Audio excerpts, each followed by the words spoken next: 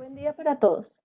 La programación virtual de la Filbo busca subrayar la fuerza que tiene el libro para interpelarnos desde fuera de los confines que nos aíslan, pero también la vocación natural de las ferias a traspasar las fronteras que separan a unos de otros. El gesto de decir, aquí estamos, más allá de lo que encierra o limita, hace evidente una vocación de rebeldía de la cultura con la forma y la materia y su activismo resistente contra lo que nos atenaza de miedo en la realidad. Hacer evidentes algunas de las maneras de responder a ese llamado es el reto que nos hemos planteado junto con los autores y actores de la cadena del libro invitados a la Filbo en Casa. Este evento, concebido por la Universidad de La Salle y por la Filbo, es parte de la alianza con la Red Conversa, que tiene como objetivo divulgar la fortaleza de los fondos editoriales académicos del país, no solo en términos estrictamente universitarios, sino en relación directa con las problemáticas y debates en torno al individuo y la sociedad. Damos las gracias a todos los que nos siguen acompañando en este formato digital. Bienvenidos a este evento de La Filbo en Casa.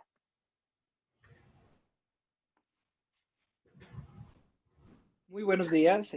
Saludamos a todas las personas que a esta hora se conectan a esta transmisión especial de la Filbo en casa. Han sido varias las jornadas que ustedes han podido disfrutar allí desde sus hogares. Hoy vamos a estar hablando acerca del tema máquinas y humanos. Yo soy Diego Ojeda, periodista del Espectador, y voy a estar moderando un debate acerca de este interesante tema. La tecnología ha hecho parte de la historia de la humanidad casi desde que tenemos registro. El simple hecho de la invención de la rueda facilitó las labores de la humanidad y nos ha llevado a evolucionar, no solamente biológica, cuando hablamos de biología, sino también en manera productiva, de manera intelectual.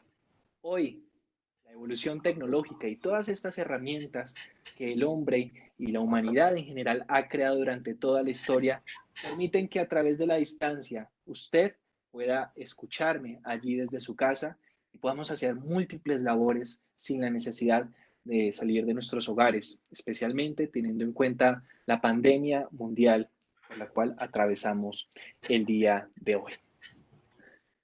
En relación con este tema, hoy vamos a estar conversando con Sebastián González. Él es profesional en filosofía y magíster en filosofía de la Universidad Colegio Mayor de Nuestra Señora del Rosario.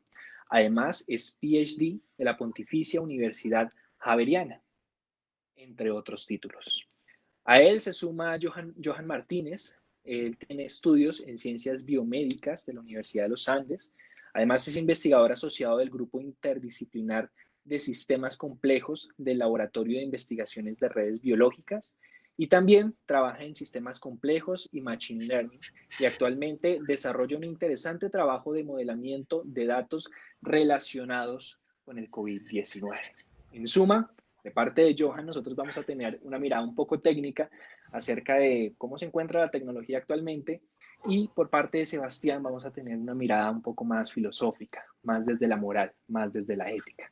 Entonces les doy la bienvenida. Johan, muy buenos días. Buenos días, ¿qué tal a todos? Muchísimas gracias a la Cámara del Libro, a la Universidad de La Salle y todos los partners por la invitación que me hacen. Perfecto. Sebastián, también los saludo a usted. Muy buenos días.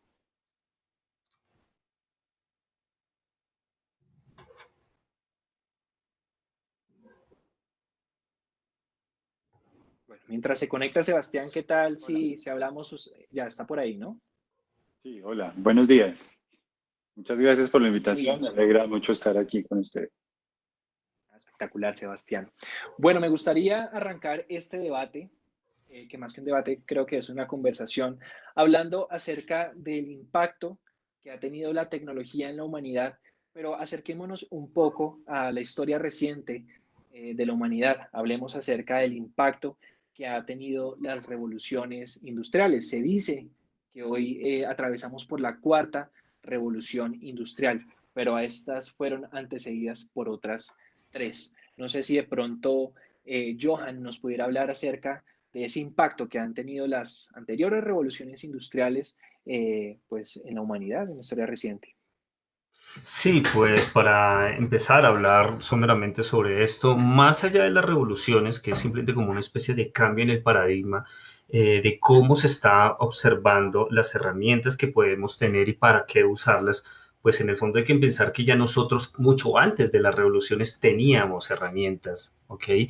Entonces, si nos remontamos muchísimo, muchísimo tiempo atrás, desde, no sé, cuando el hombre estaba en el Éufrates o en el Tigris, mucho más cuando estábamos en África, el mero hecho de haber creado una herramienta que facilitara algún tipo de experiencia humana o alguna tarea en particular, eso ya era parte de la primera revolución industrial. Ahora, los mejoramientos, el cambio en el paradigma o el cambio por ejemplo, cuando ya se generó la primera revolución, la revolución industrial, por ejemplo, o cuando ya pudimos pasar a los procesamientos en línea, que es lo que se asocia como la segunda revolución industrial, o en la tercera revolución industrial, que se asocia a la automatización y uso de robots para intentar reemplazar ciertas tareas de carácter repetitivo, hasta la cuarta, que es la que estamos viviendo, la generación de grandes algoritmos de aprendizaje. Bien, podemos darnos cuenta que en el fondo siempre la hemos tenido. Lo único que hemos hecho es especializarnos cada vez más y generar nuevos tipos de herramientas. En efecto, la importancia de las herramientas es inverosímil, o sea, queda plasmada en todo lo que nosotros, los seres humanos, hemos creado, y yo considero que ha sido una evolución, ha sido una coevolución. Así como evolucionamos un tipo de herramienta al hacer el uso, el acoplamiento de nosotros a las nuevas herramientas, hace que nosotros también evolucionemos como sociedad. Perfecto. A Sebastián, pues me gustaría preguntarle, ya que Johan nos comenta acerca de que pues la tecnología casi que ha estado impregnada en la historia de la humanidad durante miles y miles de años. Sebastián, ¿usted se imagina que la raza humana, tal y como la conocemos actualmente, sería lo mismo sin la tecnología? Bueno, digamos que parte de la tarea de la filosofía y las ciencias humanas es la posibilidad de afinar ciertas preguntas.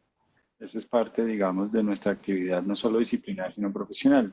Eso quiere decir, por ejemplo, que al margen de poder sugerir como una respuesta específica a hechos que no han ocurrido, eso en filosofía se conoce como contrafácticos, es decir, finalmente la coevolución de los sistemas y de las redes humanas con las redes, digamos, artificiales o maquínicas ha hecho parte de nuestra historia, como sugiere Johan. Y al margen de sugerir cómo habría sido el mundo humano si no hubiera eso ocurrido, así yo sugeriría más bien una comprensión amplia y en distintos niveles del desarrollo humano y tecnológico. Eso quiere decir que la comprensión general de la situación actual depende, uno, de la comprensión de los tecnicismos asociados al desarrollo tecnológico y demás, pero también a preguntas que siguen siendo amplias y hasta donde yo entiendo sin solución. Por ejemplo, eh, ¿cómo podemos usar las herramientas de tecnología en función de las preguntas que son específicamente humanas? Es decir, cómo organizarnos en comunidad, cuál es el horizonte de vida deseable en función de la vida colectiva. Y está claro que la tecnología y demás tienen un lugar allí, pero no resuelven esas preguntas y a mí me gustaría ir haciendo énfasis justamente en este asunto. Perfecto. O sea que desde la filosofía, la tecnología tiene o no protagonismo. Sí, todo el tiempo. Digamos que Johan lo sugiere bien y los filósofos lo entienden también hace poco. El desarrollo técnico y tecnológico va de la mano del desarrollo humano. Lo que en filosofía y ciencias humanas normalmente se cuestiona es el uso que le damos en función de preguntas más amplias sobre la democracia, la justicia, el bien general, etc. Perfecto. Preguntas que hoy, y vuelvo con usted, Johan, intentan resolverse desde la tecnología. Por ejemplo, desde algunas partes se trabaja en el desarrollo de máquinas dotadas con inteligencia artificial para ayudar procesos jurídicos, algo así como jueces robots. Esto es algo muy complejo y está inmerso dentro de lo que nosotros llamamos o conocemos como la cuarta revolución industrial, que es todo este panorama de tecnologías, cuando hablamos de inteligencia artificial, hablamos de Big Data, hablamos de Machine Learning, entre otras. ¿Cómo ve usted el tema del desarrollo que ha tenido hasta el momento todo lo que viene a ser la cuarta revolución industrial? ¿Esto cómo ha impactado a la humanidad? Yo creo que lo ha impactado de una manera muy fuerte. Quizá no es el espacio para hacer un recuento histórico de los grandes avances de la inteligencia artificial, pero sí vale la pena resaltar que muchas de estas aproximaciones nacen justamente en la posguerra, ¿vale? Con los grandes avances en cómo generar una máquina de Turing, justamente dado por Alan Turing, ¿vale? Y en ese momento estuvo más o menos como en calma, no sé, la humanidad no sabía muchísimo sobre esto porque era ciencia límite y además estábamos supeditados a la construcción de hardware. Hay que tener en cuenta aquí dos cosas. Una cosa son las ideas matemáticas, los algoritmos computacionales que nosotros podemos generar o que podemos concebir, diré, pero otra cosa es el hardware, en donde nosotros podemos implementar todos estos, ¿listo? En algún momento en la posguerra, si bien se tenía una ciencia extremadamente avanzada, no teníamos la tecnología, ¿vale? No existían los transistores que tenemos en este momento, ¿vale? Entonces siempre estuvo como un poquito retrasado. A medida que pasa el tiempo, ya la tecnología humana ha sido avanzando tanto que en algún momento, aproximadamente en los años 50, que es cuando muchas personas, bueno, un grueso de las personas, de los científicos, consideran que es como el gran nacimiento de la inteligencia artificial, pues es cuando ya se pueden implementar este tipo de algoritmos. Como usted muy bien dice, Diego, pues ahí ya se pueden implementar muchas cosas, pero todavía no estaba en el día a día de las personas, ¿ok? Se puede decir que para todo el mundo, o sea, haciendo un paneo general, se ponen puestas en escena cuando aproximadamente en 1997, quizá algunos lo recordarán, se hizo muchos bombos y platillos la famosa partida de ajedrez entre Gary Kasparov, el muy célebre campeón de miles de veces de ajedrez, y la máquina que desarrolló IBM, que en ese momento se llamaba Deep Blue. Si mal no estoy, creo que la primera partida no fue muy bien, obviamente Gary Kasparov era un tipo muy bueno, pero ya después los ingenieros de IBM mejoran a Deep Blue y justamente en 1997 Deep Blue le gana a Gary Kasparov. Ahí es cuando ya como que las personas son conscientes de que hoy hay algo que se llama la inteligencia artificial, pero eso ya estaba, eso ya existía, ¿vale? En algún momento yo estaba hablando de la posguerra de Alan Turing, pero si nos vamos muchas décadas atrás, también podemos hablar de una famosa mujer que es Ada Lovelace, ¿vale? Que fue de las primeras mujeres que empezó a generar algoritmos computacionales. Eso ya estaba, pero se pone en la puesta de escena en el ojo público cuando aparece una máquina que le gana a Gary Kasparov. Pero fíjate que pasa algo muy divertido con la inteligencia artificial y es que el interés por ella, desde el punto de vista del observador no experimentado en algoritmos o matemática, empieza a decaer un poco hasta que aproximadamente en el 2015 vuelve a aparecer otra vez lo mismo. Ahora es Google, ya no es IBM y ya no es el juego de ajedrez, sino es el juego de Go, ¿vale? Que se supone que es un juego que tiene una probabilidad muy alta de generar muchas partidas, ¿vale?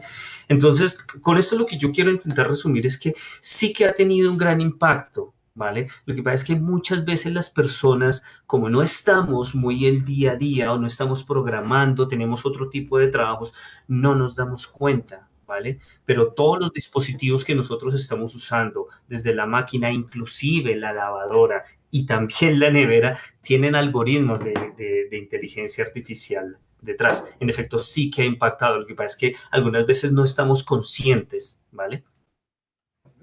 Perfecto. Aprovecho para darle la bienvenida a todas estas personas que se han ido conectando a esta transmisión especial de la Filbo en casa. Les recuerdo, el tema de nuestra conversación el día de hoy es máquinas y humanos. Estamos hablando con dos expertos que nos están brindando miradas diferentes acerca de cómo la tecnología no solo ha impactado la historia de la humanidad, sino nos está impactando ahora. Y más adelante incluso vamos a hablar acerca de algunas proyecciones de cómo pues todo este revuelo tecnológico que hemos experimentado durante las últimas décadas pues nos va a impactar. Johan, usted nos habla acerca de la inteligencia artificial, de cómo muchas personas incluso no son conscientes de que esta tecnología que está inmersa dentro de este gran grupo que nosotros llamamos Revolución 4.0 pues no son conscientes de que están con ellas. Para poner un ejemplo, muy seguramente un alto porcentaje de los celulares de las personas que en este momento nos están viendo tienen inteligencia artificial detrás, los propios asistentes de Google, Siri, Apple, de pronto los que tengan algún Samsung, la inteligencia artificial detrás es Bixby, ¿sí? La inteligencia artificial está formando parte de nuestras vidas y algo que me interesa mucho y es la utilidad detrás de la inteligencia artificial es ahorrarle al humano la toma de decisiones, ¿no? La idea es delegarle esa tarea a la inteligencia artificial, tome estas decisiones que de pronto no pueden llegar a ser complejas y ahórreme usted trabajo y ahórreme usted tiempo. Pero hemos visto casos de errores que han Ajá, cometido las inteligencias artificiales e incluso parte de esos errores pueden llegar a ser gravísimos. ajá. La pregunta que le hago ahora a usted, Johan, es, ¿la inteligencia artificial puede llegar a ser bruta? Eh, no necesariamente bruta en el contexto de lo que nosotros como seres humanos percibimos, pero lo que sí se podría decir es que la inteligencia artificial tiene un enfoque particular, tanto en la ciencia de las computaciones, en la matemática, y es un enfoque que se denomina top-down, o sea, que dado un objetivo que yo quiero lograr, alcanzar, optimizar, lo que usted quiera, ¿vale? Dado una salida, dado un objetivo que está en el top, yo empiezo a hilar demasiado fino, a construir un algoritmo para que logre ese y no otro objetivo. ¿Vale? ¿Qué significa esto? Que podemos crear un algoritmo extremadamente inteligente para que pueda discernir, no sé, qué sé yo, las placas de los autos cuando entran a un parqueadero y así muchísimas cosas, pero solamente es inteligente para una sola tarea. ¿Vale? Si ese mismo algoritmo o ese mismo bot o este mismo robot lo sacamos de ese entorno y lo ponemos a hacer otra tarea, va a colapsar por completo. ¿Vale? Entonces, en ese sentido, sí te daría la razón que podría ser bruta, ¿vale? Pero como te decía, no bruta en el contexto de lo que nosotros humanos entendemos, sino simplemente que la tecnología, los avances que hemos logrado nosotros es solamente para crear un algoritmo extremadamente eficiente, muy avanzado, pero para que haga una tarea. Fíjense que nosotros podemos ir caminando por la calle, esquivar al perrito, ir mascando chicle o tomando una gaseosa, hablando con la pareja, uy, me caigo, me tropiezo y me puedo levantar rápido, ¿vale? Pero eso no lo puede hacer una inteligencia artificial. ¿Vale?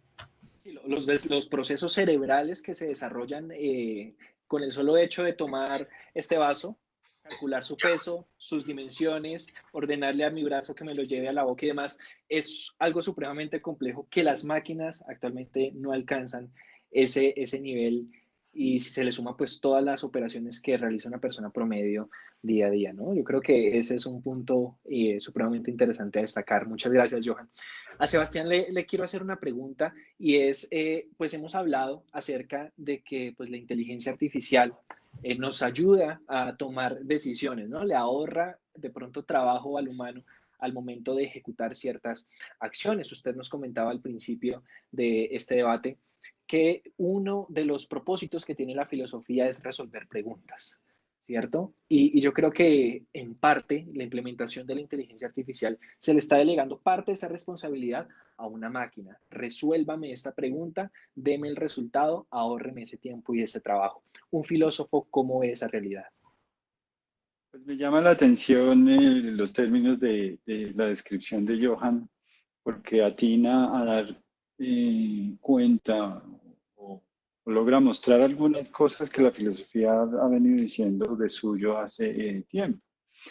Eh, Voy a tratar de ser muy simple en el vocabulario, porque no quiero entrar en debates, digamos, eh, académicos, pero sí quiero decir eh, parte de lo que la filosofía y las ciencias humanas han venido diciendo es que la dimensión humana en la toma de decisiones es una dimensión abierta a variables que son más complejas en el orden de la resolución de problemas pragmáticos.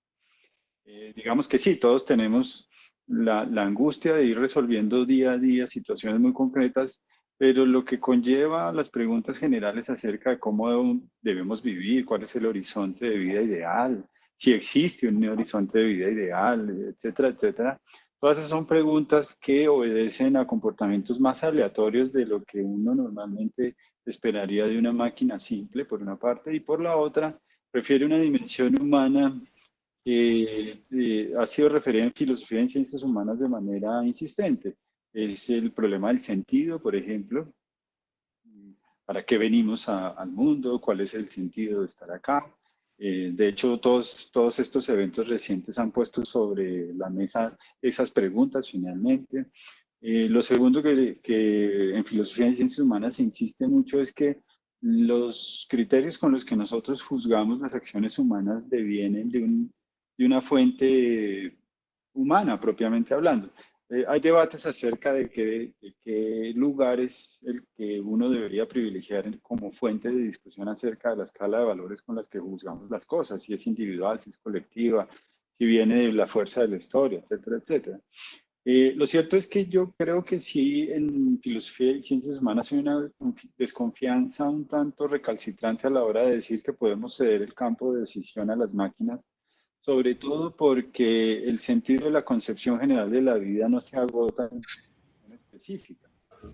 Es decir, existe debate acerca de cómo debemos entender el asunto.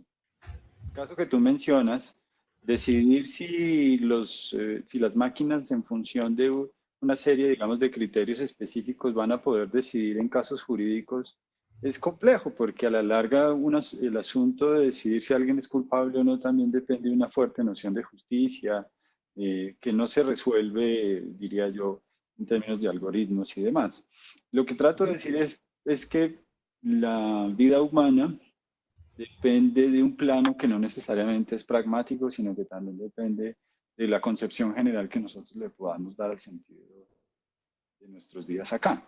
Al final de cuentas, yo diría, el debate debe ser cualificado en torno a cuál es el rol de la inteligencia artificial, la información a gran escala en el proceso de tomar decisiones. Esa es otra pregunta. ¿Hasta dónde nosotros Ok. permitimos e incorporamos las máquinas y la información en el proceso de toma de decisiones? Es una excelente pregunta. Desde lo personal, yo considero que en el futuro, pues toda esta visión un tanto apocalíptica que en algunos momentos incluso hemos llegado a recibir acerca de que, no sé, la cuarta revolución industrial significará el acabose de los empleos, que seremos incluso ya los más drásticos, que seremos gobernados por robots y demás. Yo creo que son visiones un tanto sesgadas. Yo me imagino un futuro en el cual el humano seguirá siendo humano y la máquina seguirá siendo máquina, como nos lo han demostrado las tres revoluciones industriales por las cuales ya hemos atravesado.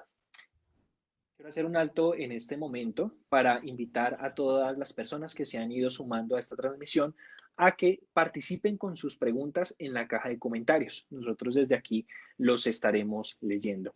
Hay un comentario que nos envía Andrés Torres que me parece muy acertado. Él dice, a veces asumimos el término tecnología como algo netamente digital. Él dice, creo que la tecnología abarca muchos aspectos del desarrollo. Johan, ¿usted qué opina de eso? Estoy totalmente de acuerdo. Lo que pasa es que, pues, obviamente, en este contexto del debate, eso es lo que estamos hablando como tecnología, pero estoy de acuerdo con la persona que hace ese comentario porque la creación de un sedazo o la máquina del telar, el telar así de sencillo, eso es parte de la tecnología y no tiene nada digital, no tiene ningún cable, no se mueve por ningún impulso electromagnético, es cierto. Yo quisiera hacer un aporte adicional y es hablando de la situación actual, ¿no? De la lucha contra el nuevo coronavirus. Han salido diferentes apuestas tecnológicas a proponer de pronto soluciones para mitigar el contagio. Tenemos el caso del gobierno de China que desarrolló una aplicación que por medio de códigos QR asegura decirle a las personas si tuvieron o no contacto con alguna persona contagiada. Hace unos días, Apple y Google lanzaron un proyecto similar por medio del mecanismo de Bluetooth de comunicaciones de los teléfonos, pues también promete lo mismo.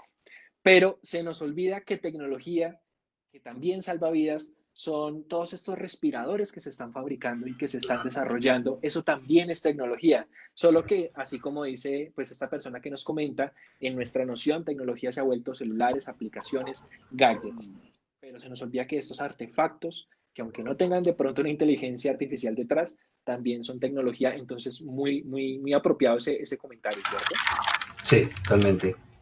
Hay otro comentario que es de Nelson Octavio Martínez. Él nos dice, a futuro, menos puestos de trabajo y luego las máquinas nos considerarán prescindibles.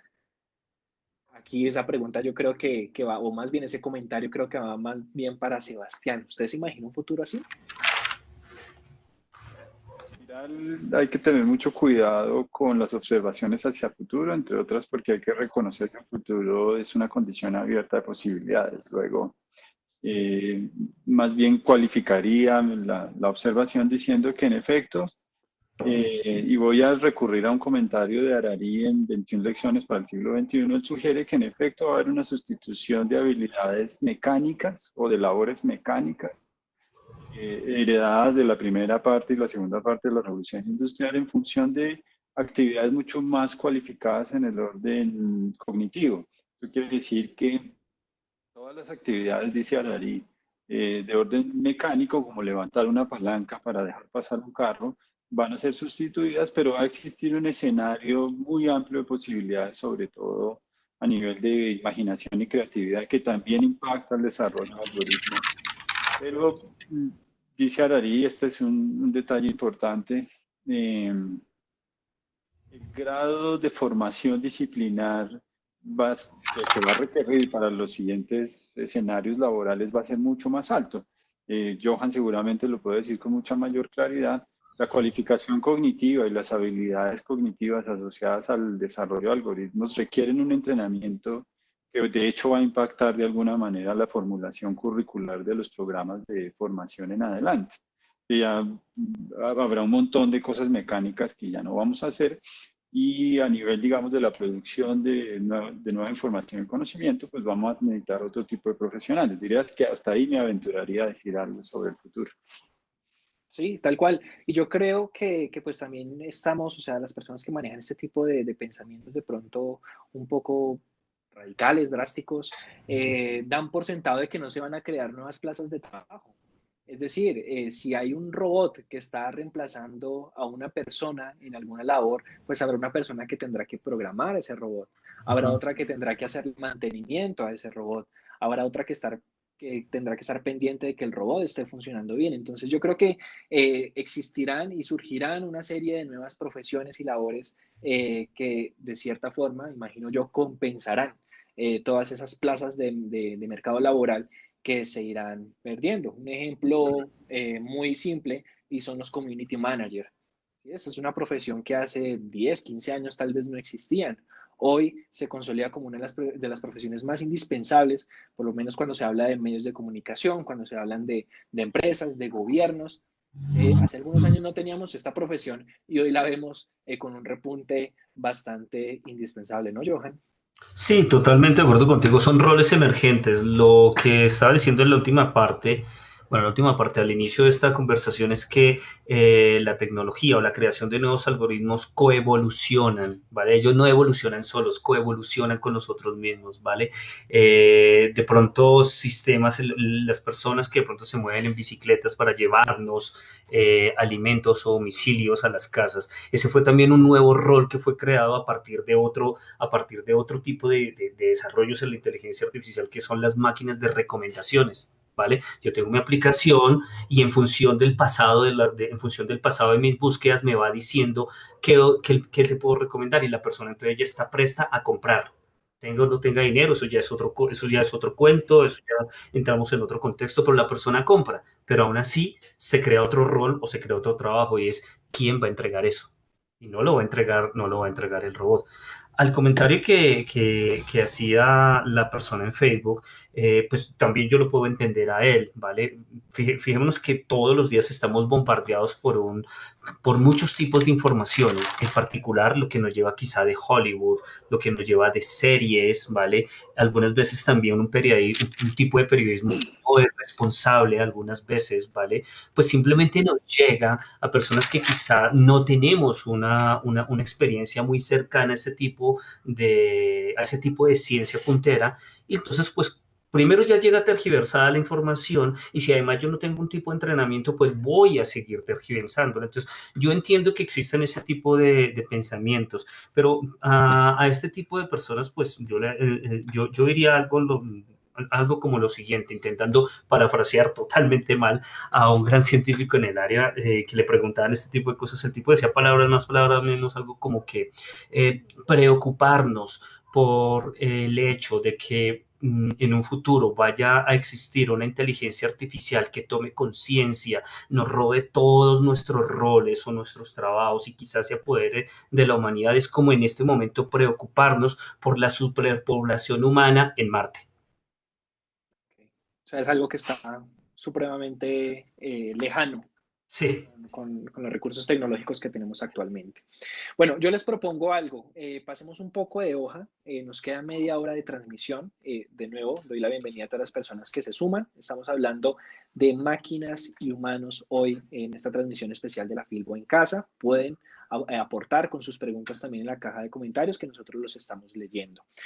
Johan, Sebastián, les propongo que pasemos la página y hablemos acerca de otros elementos que también están impactando bastante la humanidad en este tiempo. Por ejemplo, lo que se conoce como Big Data. ¿Sí? Todo este complejo de datos nos ha hecho repensar acerca de que incluso los datos se han convertido casi que en el oro del siglo XXI. Han sido un activo bastante importante y me gustaría, Johan, ya vuelvo ahorita con Sebastián, sé que lo tengo un poco descuidado, pero me gustaría, Johan, que usted nos explicara cuál es la importancia de los datos hoy en el siglo XXI. No solo hoy, yo quiero empezar haciendo una pequeña acotación.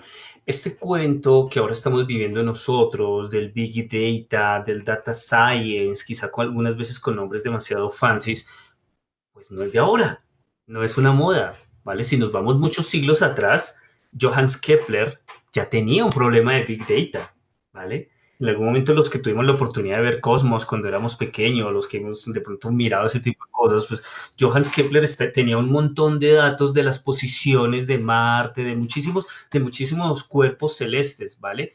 Pero nosotros vemos ahora lo que tenía Kepler y para nosotros era una tontería, eran unos cuantos papelitos ahí con unos datos y ya, pero para él era un problema de Big Data. ¿Por qué? Porque él no tenía la tecnología en ese momento suficiente para acceder, compilar y además procesar y después extraer información de esos datos que ahora a nosotros nos parecen ínfimos. ¿Vale?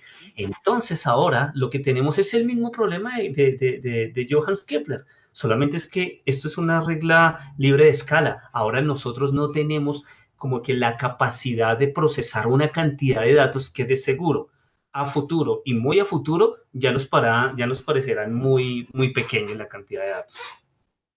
Usted introduce un tema bastante interesante y es qué consideramos Big Data y qué no es Big Data. O sea, para nuestros procesadores, de pronto yo tengo un computador de 1 tera y para mí llenar eso es algo impensable. Pero cuando hablamos de Big Data, realmente, ¿qué son grandes datos?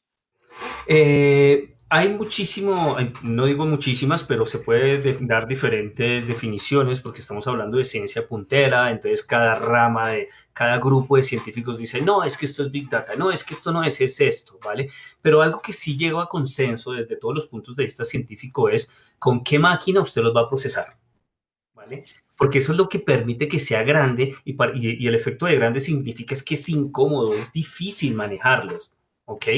Para ti puede ser un problema de Big Data porque de pronto tienes un computador con muy baja RAM, de pronto tu disco duro no es de estado sólido, ¿vale? Pero de pronto para, no sé, los procesadores de Amazon, pues es una tontería, ¿vale? Entonces siempre el estándar es cuál es el tope de máximo de la tecnología creada en hardware que puede primero compilar, bueno, acceder a todos esos datos, cargarlos a un sistema que eso toma demasiado recurso, eso consume mucho recurso para un computador y además después procesarlos uno a uno y sobre todo en el paradigma de computación que estamos viviendo ahora.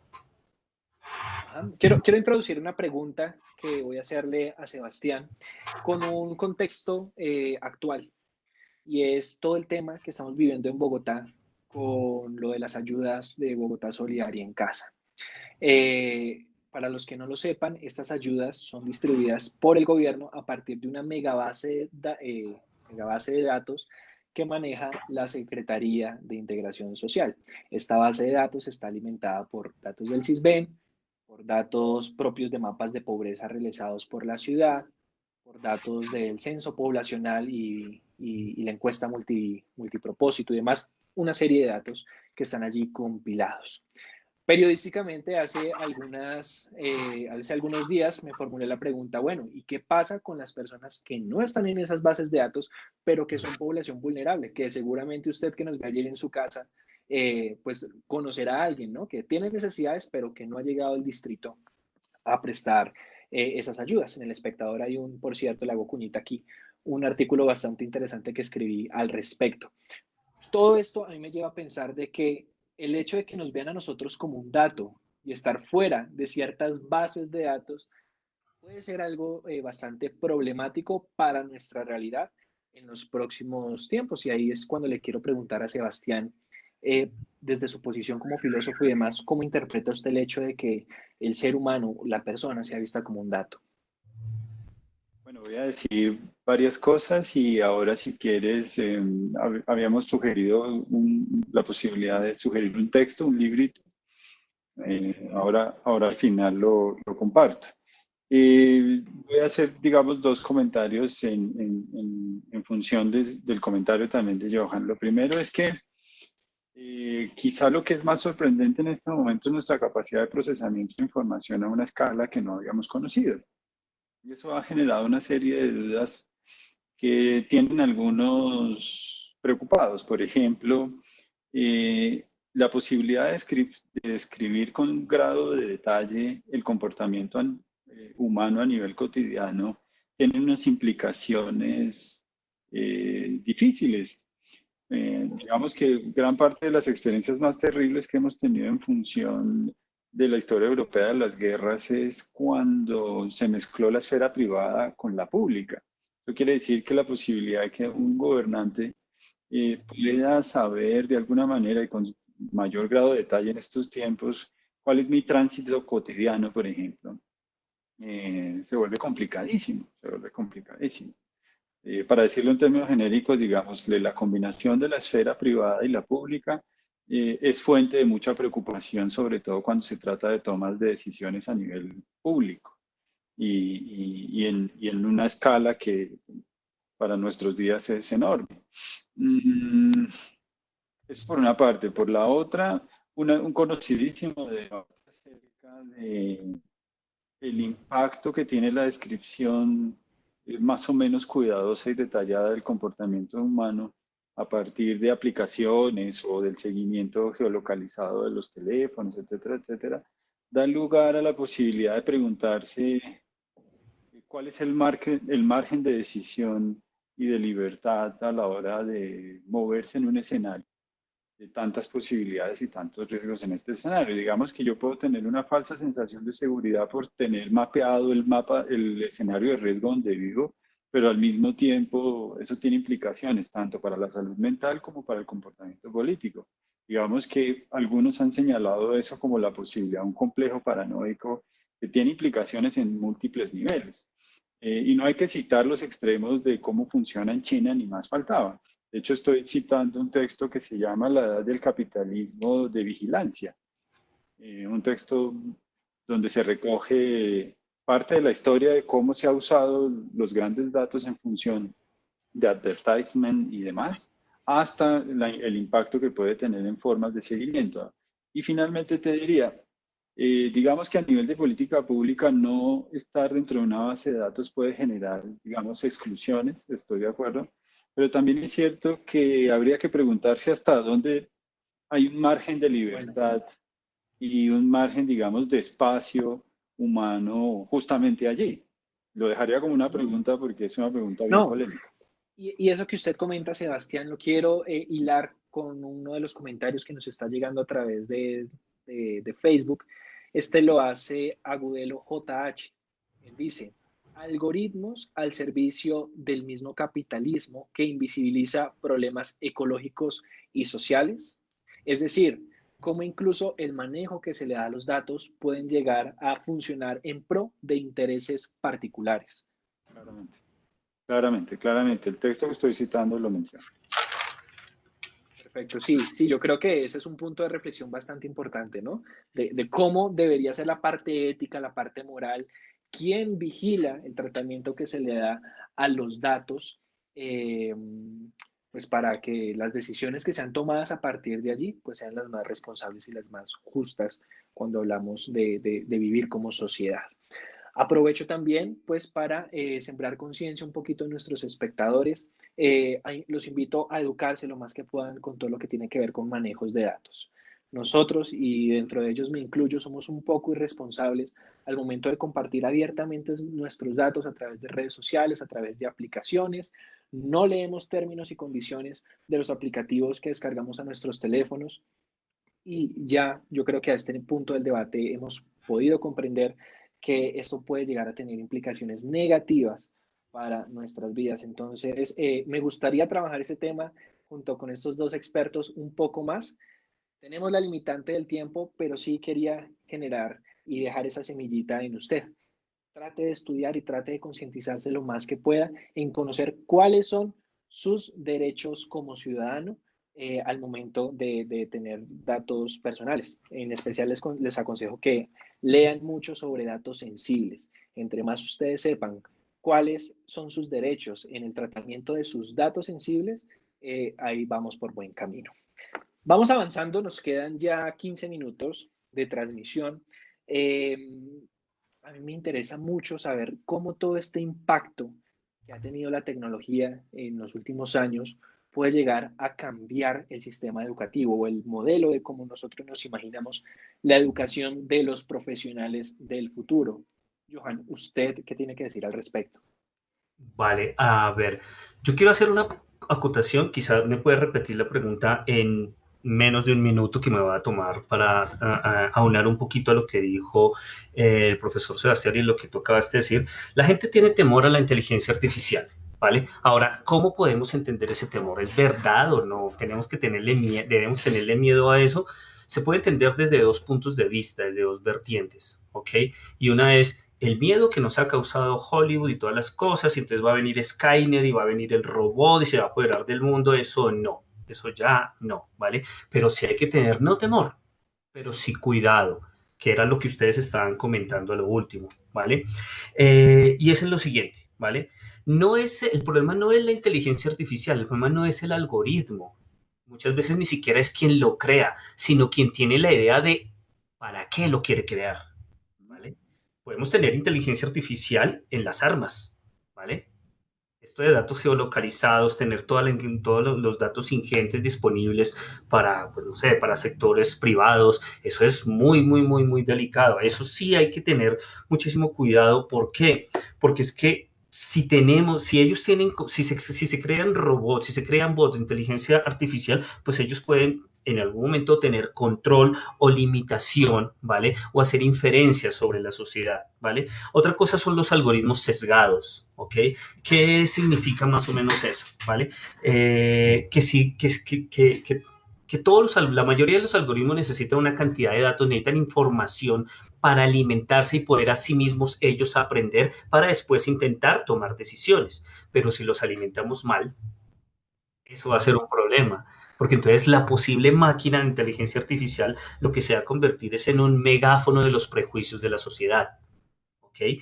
Y otro punto de vista es el mal uso de los algoritmos, ¿vale? Para muchas personas que estamos empezando hasta ahora a trabajar en este campo, muchos algoritmos como el de Support Vector Machine o el de Clustering o, no sé, árboles de decisión pueden ser cajas negras en las que yo ya sé cómo tengo que entregarle los datos, no sé qué pasa adentro, pero sé que me genera un output, ¿vale? Y de pronto yo puedo usar eso como se dice en España, como una máquina de churros. Entonces empiezo a meterle un problema, me genera una cosa, otro problema diferente y me genera cosa. Entonces quizás puede que nosotros, algunas personas, estemos usando mal los algoritmos. Entonces en esos tres tipos de cosas sí que hay que tener más que temor, cuidado. cuidado y sobre todo en el concepto de la ética, que yo sé que Sebastián puede dar muchísimo más de qué hablar en ese aspecto, el cómo se usa, ¿vale? Y ya, corto ahí. Ahora sí, si quieres ¿me puedes repetir la pregunta, por favor? No, para condensar de pronto un poco lo que nos acaba de decir, es como un arma. Puede llegar a ser usada para fines positivos o negativos, pero todo depende de la persona que la está usando. Es No, lo que le alcanzo a yo entender, no, yo no lo o no es tan creería así. no, yo no lo creería como un arma, justamente, es una herramienta. Ahora, ¿tú qué quieres hacer con esa herramienta? Eso ya depende de ti. ¿Tú qué quieres hacer con un destornillador? ¿Qué quieres hacer con un martillo? Eso ya depende de ti. Es decir, sí, por eso, o sea, puedo usarlo para un provecho positivo o para un Claro, provecho negativo, pero depende de mí. sí, total. Pasando entonces a la siguiente pregunta, ya en los pocos minutos que nos quedan, es analizar un poco el tema de la educación para formar a los profesionales del futuro en medio de esta revolución por la cual nosotros estamos atravesando. De pronto, para darle un poco de espacio a Sebastián, me gustaría hacerle esa pregunta a usted. ¿Cómo se imagina la educación de las personas en medio de este contexto tecnológico por el que atravesamos? Diría tres cosas muy puntuales y la pregunta es provechosa, sobre todo para mostrar la relevancia de la filosofía y las ciencias humanas dentro de la discusión, que aunque técnica, de todas maneras requiere equipos interdisciplinares para poder, digamos, alimentar desde distintos puntos de vista una discusión sobre la educación que es muy gruesa. Diría primero que, como ustedes han notado, la dimensión de las decisiones humanas no se puede soslayar, es decir, el desarrollo tecnológico, incluso aceptando que es avanzado, no nos evita, no nos excusa a la hora de reflexionar con cuidado acerca de qué es lo correcto y qué es lo incorrecto en función de las posibilidades de acción humana. Y allí las herramientas de tecnología y demás cumplen un papel, pero siguen sin darnos la respuesta acerca de cómo debemos usarlas. Eso me lleva a la segunda observación, y es que justamente en el escenario de la educación es cada vez más importante mostrar que la formación en competencias formales, de razonamiento cuantitativo, de elaboraciones matemáticas, etcétera, tiene que ir de la mano de la formación de personas capaces de reflexionar acerca del uso de su conocimiento en contextos de bienestar colectivo.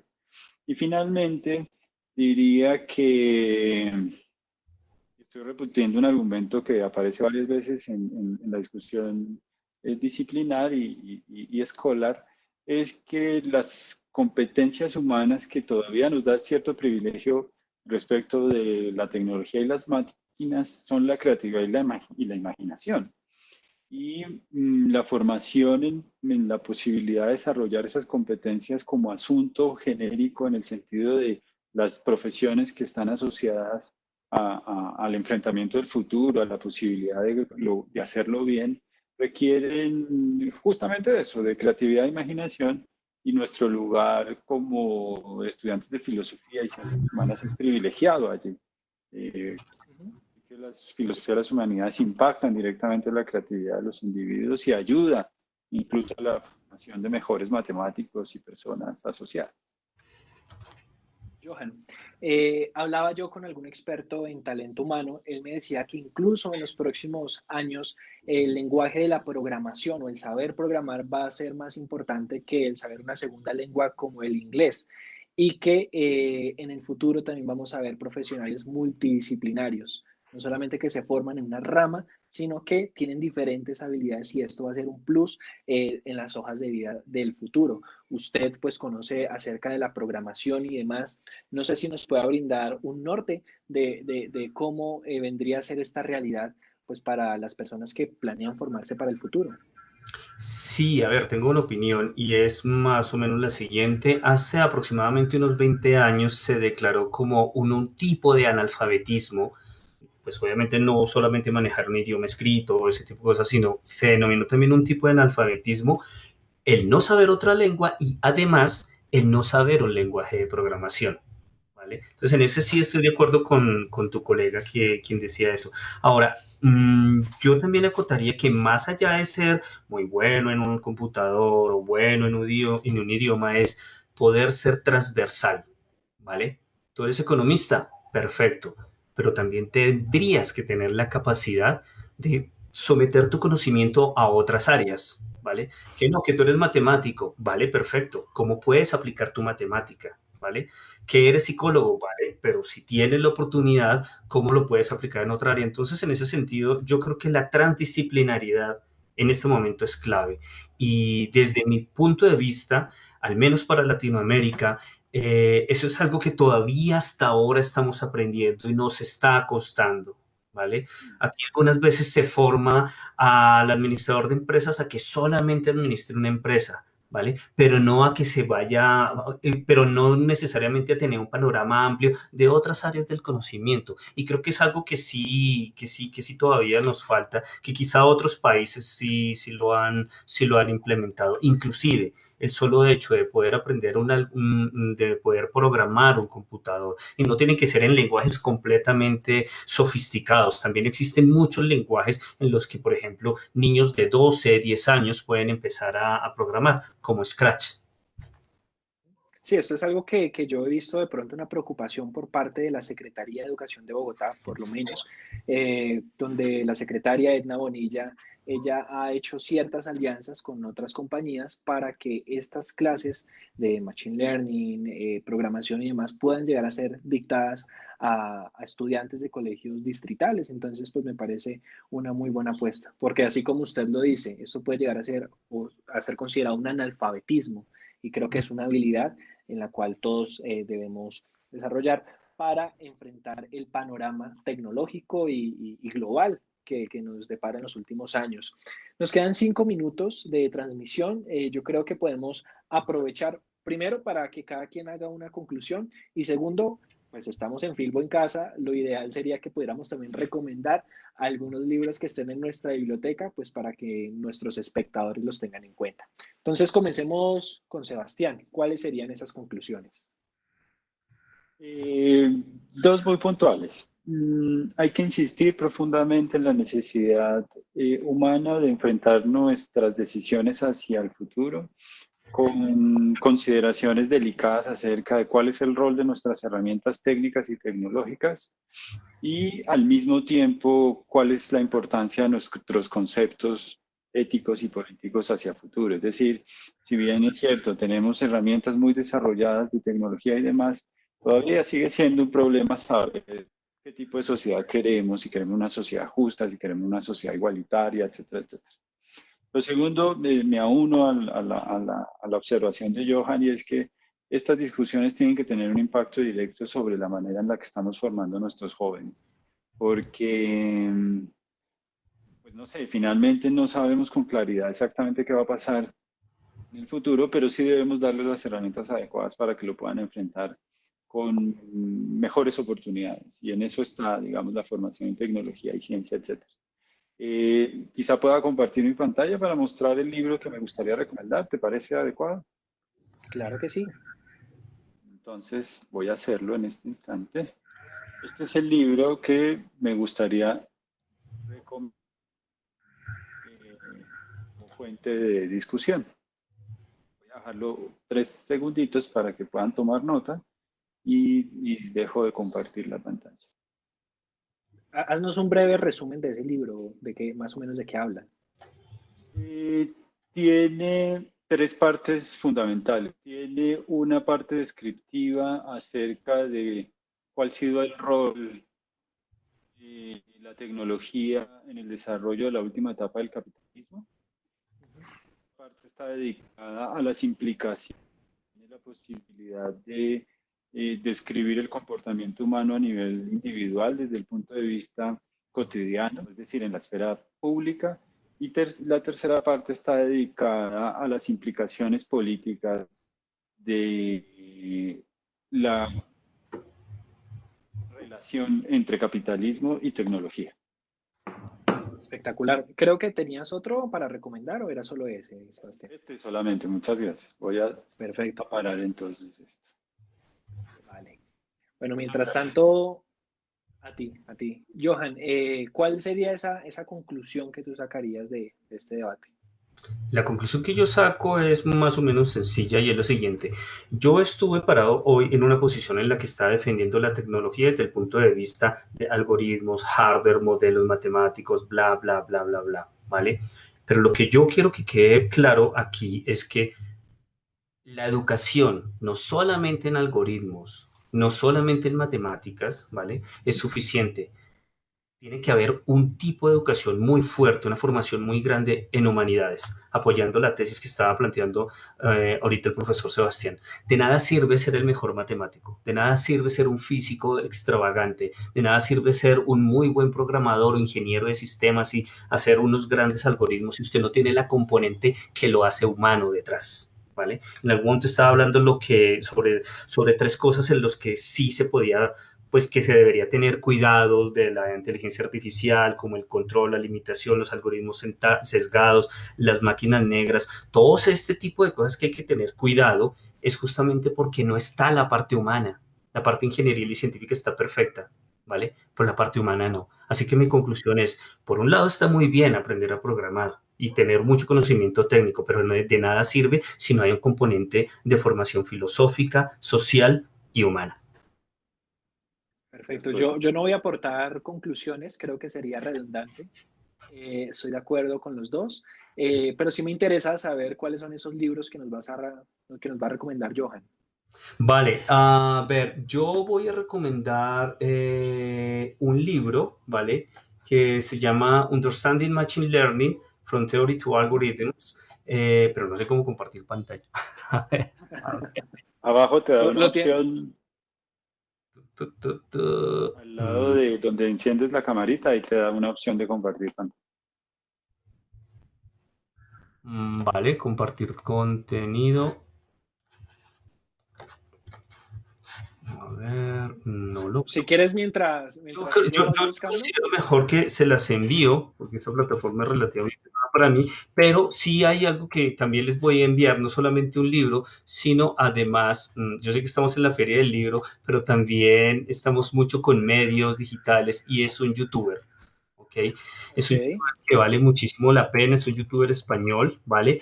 Tiene una página tiene un canal que se llama .csv, ¿vale? Que sería como punto, coma, separated values, que es algo muy común para los que trabajamos en computer science, ¿vale? Tiene una cantidad de videos explicativos muy fáciles de digerir, no solamente es para el experto, sino también para la persona que no sabe absolutamente nada, muy buena visualización y explica todo muy claro. En particular lo recomiendo porque muchas de las cosas que hablé hoy también las extraje de él. Ya se los dejaré en los links de Facebook. perfecto. Bueno, yo también tengo aquí unos libros que me gustaría recomendar. Bueno, como periodista, quiero recomendar a mi colega Jeff Garbis. Él publicó un libro que se llama El fin de los medios masivos de comunicación y hace una pregunta interesante que resuelve en el libro y es ¿cómo serán las noticias del futuro? Este es súper recomendadísimo pues para todos aquellos que les interesa todo este tema.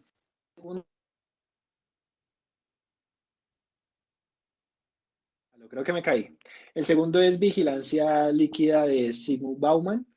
Aquí, pues, este teórico nos habla acerca de cómo, pues, todo este panorama actual donde nos vemos rodeados de información y tecnología pueden llegar a vulnerar nuestra privacidad, en lo que él ha denominado como el panóptico.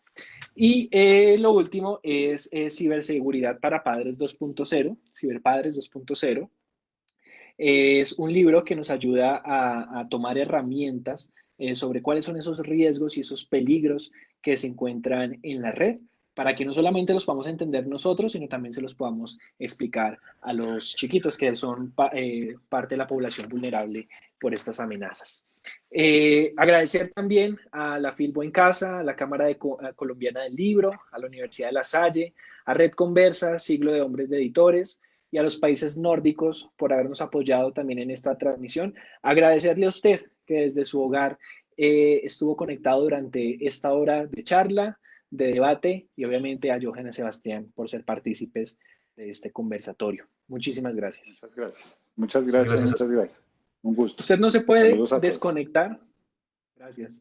Usted no se puede desconectar de la programación especial que tiene la Filbo en casa para usted. Entonces, ahí estamos pegaditos y nada, muchísimas gracias de nuevo por todo.